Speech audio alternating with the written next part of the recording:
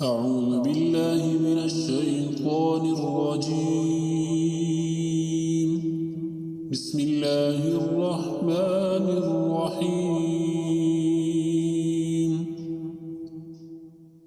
قد أفلح المؤمنون الذين هم في صلاتهم خاشعون والذين هم عن اللغو معرضون والذين هم للزكاة فاعلون والذين هم لفروجهم حافظون إلا على أزواجهم أو ما ملكت أيمانهم فإنهم غير ملومين.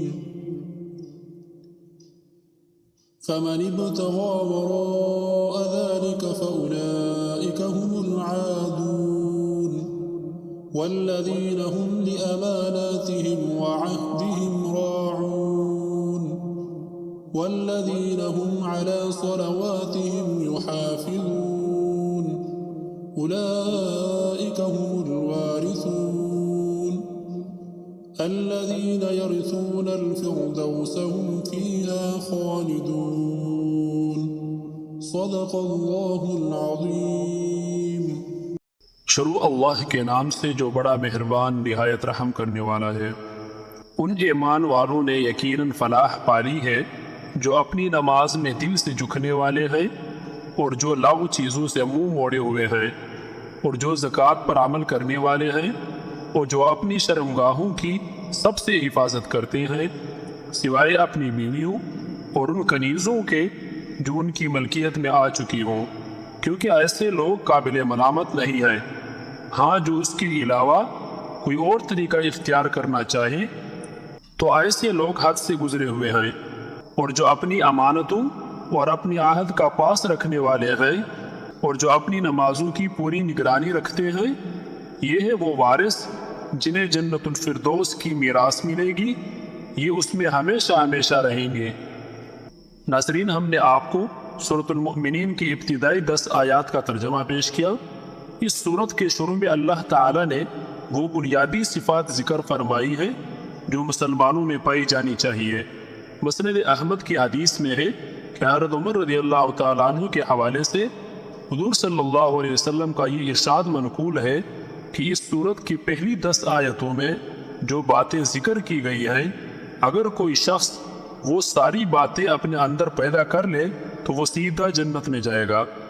اسی لیے اس سورت کا نام مؤمنون ہے، یعنی وہ سورت جو یہ بیان کرتی ہے کہ مسلمانوں کو کیسا ہونا چاہیے۔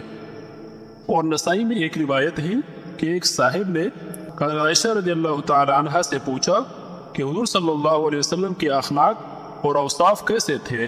اس کے جواب میں حضرت عائشہ رضی اللہ تعالیٰ عنہ نے سورۃ المؤمنون کی یہ 10 آیتیں تلاوت فرمائی کہ یہ سب حضور صلی اللہ علیہ وسلم کے اوصاف تھے۔